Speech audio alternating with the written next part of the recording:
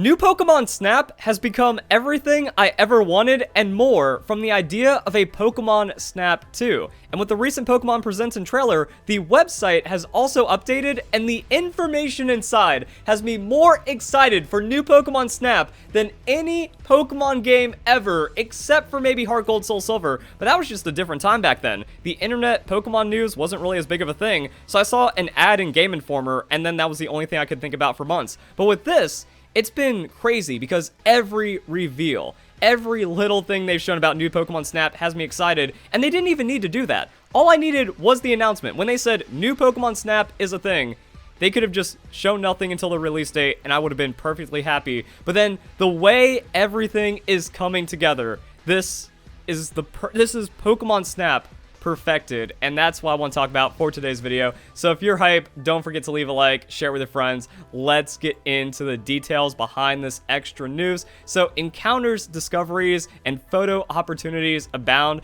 This is where they're just kind of like taking it to the next level, because the crazy thing about the original Pokemon Snap is that it wasn't even supposed to have Pokemon in it, but Pokemon was the IP being shoved into everything, and they still made a really fun and engaging game. So now, with all the development and just fan hype that has been shown through Pokemon Snap over the years, plus all the cool quality of life they've added into modern Pokemon games, I can't even imagine where they're going with this. But so far, like, everything about it looks wonderful. The interactions I've seen, they look great. The game is absolutely stunningly beautiful, and I love seeing all the environments and stuff being added in.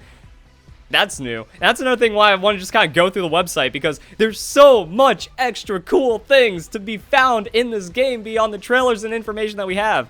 That has me excited. I can't wait to see what other spooky things I can do with other ghost Pokemon, how I can get other Pokemon to engage and interact, and what's possible. Like, what does the 4-star Trevenant picture look like? What's it going to look like filling out the photo decks and maybe just making unique encounters that maybe no one else has ever seen before, or like a very, very rare photo opportunity? And then there's other Pokemon hanging around. So this does feel like there is that little bit of extra stuff going on. Like, and the more I look at it, the more I see, oh, there's a Trevenant back there. Maybe I should try to get him to come up to the forefront, get a trio Trevenant picture that has a special interaction, and then I get 1,000,000 points for it. Just like the original Pokemon Snap. So the depth inside of this just seems like it's going to be super cool. That's a beautiful picture. That's wonderful. Everything about this, the more I get into it, the crazier it gets. Search for Pokemon in unexpected places. As you keep researching a course, your research level will increase. That's just too cool. And these are things that you wouldn't know just from seeing the trailer or just seeing the first couple of trailers or something. So you got to keep doing it. You got to keep unlocking. You got to keep taking great pictures, and then the entire thing just changes way too much. This herd of Buffalon in the background, well, then they move up to the forefront in kind of the same way, and Dodrio isn't nesting anymore. He's off running around, so that unlocks a lot of extra interactions.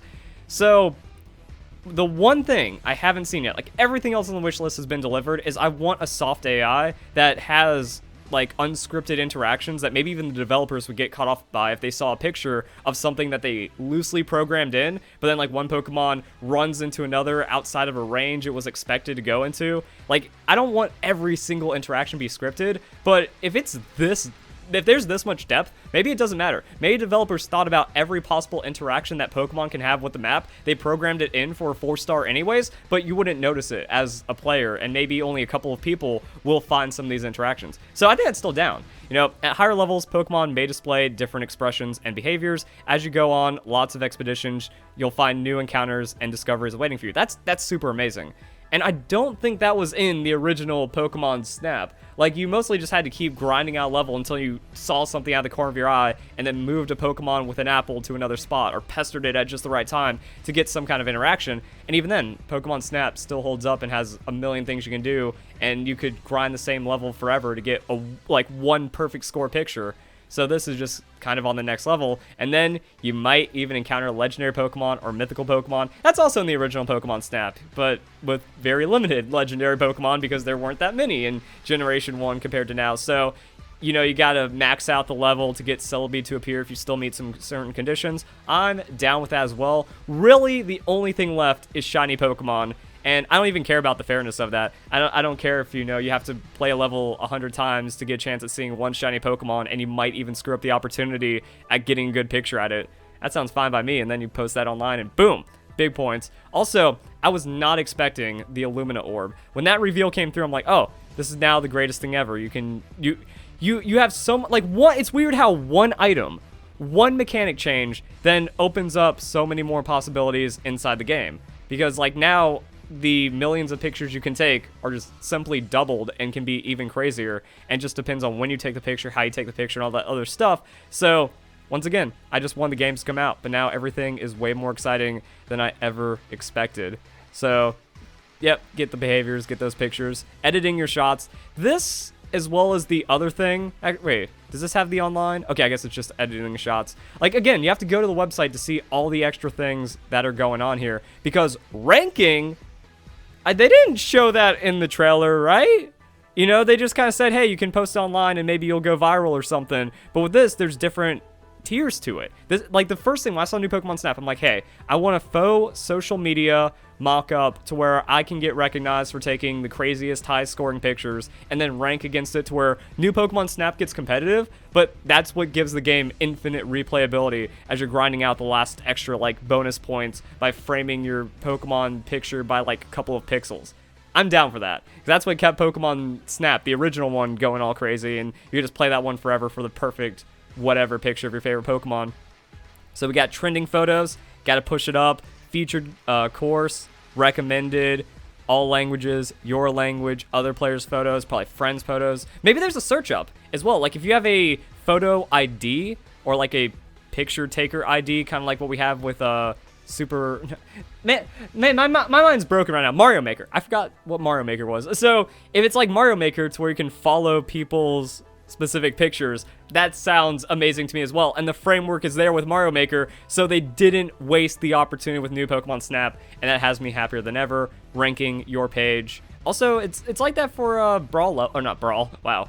Super Smash Bros. Ultimate levels as well. So yeah, you can just kind of customize everything about how you're taking the pictures, and then just keep on going with that. So I really like, once again, like, it just takes one thing and then multiplies the possibilities by a million. If you're a Nintendo Switch Online member, you can also share photos with people around the world, be able to post your favorite and see what other shots people are taking. I wonder how off the rails it's going to go. Yeah, compete in global leaderboards, Pokemon photographers, so yeah, you get like a photographer ID, various rankings, boom. What has this got? Sweet medals. If you see a photo you like online, you can award it a sweet medal. Photo gets a lot of sweet medals, might draw attention as a popular shot. That's cool. I like the idea of, like, what if they make Pokemon cards out of this stuff again? What if there was actually, like, big competitions like what we saw in the past? It'd be a dream if there was a cash prize involved, because that would be pretty sick. But, I mean, it seems like all of this stuff is coming back the way that it was, in a modernized way that everyone's been wanting for the last 2 decades. So it's going to be the perfect Pokemon game and more. The editing of photos is interesting as well, because, yeah, now if you have, like, a slightly scuffed shot, you get turned into a perfect shot. And then you get to kind of make it look all pretty and fancy. I hope it doesn't drown out that much, you know. I want the natural shots to get respected as much as the filtered, actually more than the filtered shots.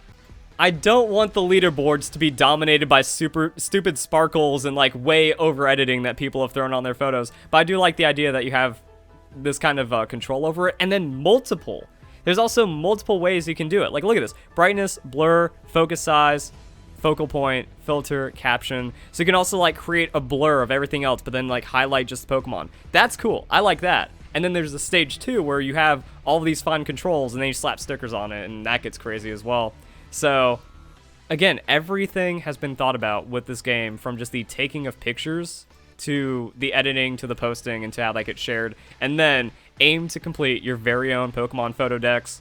Here's the thing that brings me, like, tons of joy, but like I said, that slight concern that I hope every interaction picture isn't thought about and is the only, like, that. I don't want that to be the limit. I don't want the limit to be what the photo decks tells you is possible inside of it. But also, it seems like for even the rare shots, there's different tiers to them, and maybe as I scroll across, we'll learn more about that, because it showed in the trailer there was like a silver 4-star Venusaur shot, but this shows a bronze 4-star Ambipom. So I guess that could also be fine, where you have, like, that one opportunity to take a good picture of the cut, but much like in the original Pokemon Snap, if you just scuff the picture, it's not properly in frame, it's kind of at a bad angle, the Pokemon doesn't, like, if the Pokemon just looks bad, you got the 4-star shot, but you took a bad 4-star shot, so now you need to go for gold everything. And I'm down with that. Like, that's its own journey. That's its own infinite replayability, I guess, and that's fine.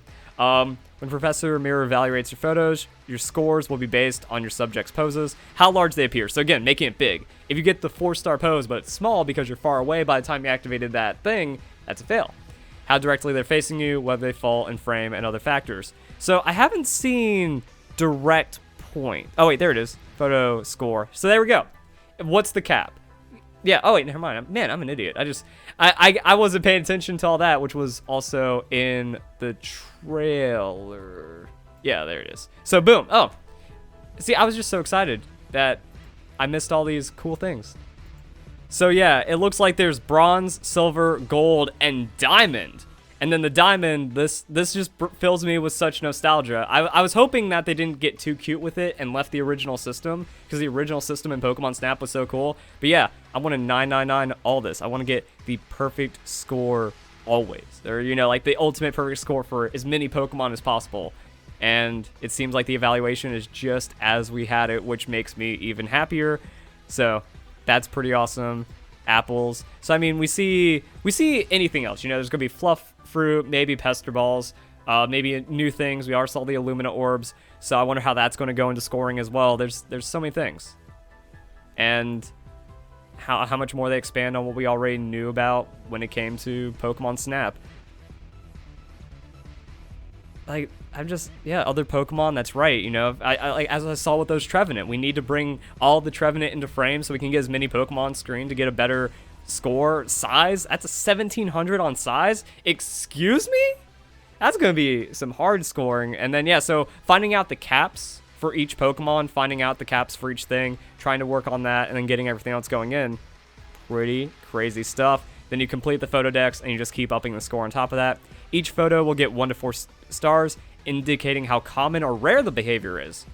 So, yeah, like I said, it's that scripted thing where it's like, oh, here's a common thing, here's a rare thing. Also, you need to get the perfect rare score. Register a photo for each star in a category of the photo decks page, and then you get to make the photo decks look how you want. When you open up that page to your favorite Pokemon, it's the 4 best shots that you could ever take. That just really, it's an expression. I also really like that. You get to make your own Pokedex in your way of expressing how that Pokemon should look. If someone else picks up your book, your photo decks, that is how they're seeing the Pokemon world through your eyes, and that makes me happy. All of the star categories, 4-star photos are the most difficult to snap, and then you have to get a good score inside of that from whatever to whatever. So yeah, that's what I mean. Like, look at that. That enemy palm, it's not centered. Pose is probably good. Direction, I don't know how you get a better direction than that. So yeah, kind of win whatever. Placement, other Pokemon, etc. And maybe that's it. Maybe that's what the evaluation does. The evaluation just kind of makes it to where even if it is scripted to give a perfect score at somewhere, you have to be flawless to make that happen. So it feels like the Pokemon's potential is limitless in what it can do. So you're not really gated or capped by anything. And yeah, so that's what I mean. Like, going through the trailer in more detail, because as these things are just kind of like going by, it's like, yeah, that's the thing that's happening, that's the thing that's happening, cool, editing, all right, online, wow, well, that's all, like, everything becomes awesome, and then, yeah, you gotta get the Sopples in there, more bonus points, duh. So, and then you go into the website, you get the extra details, you get to see how much more is getting put into this game, then everything is amazing. So, hope you guys enjoyed this video. I said it, I keep saying it, if people watch my videos, they're tired of me saying it, but this is all I need. Like, Pokemon Unite, Pokemon Snap, even if we didn't get any announcement on 25th, I don't need a new Pokemon game this year, because these two I could probably play just for an entire year, if not longer, making sure everything is perfect. So if you guys enjoy the video, hope you have a nice day. Thank you very much for watching.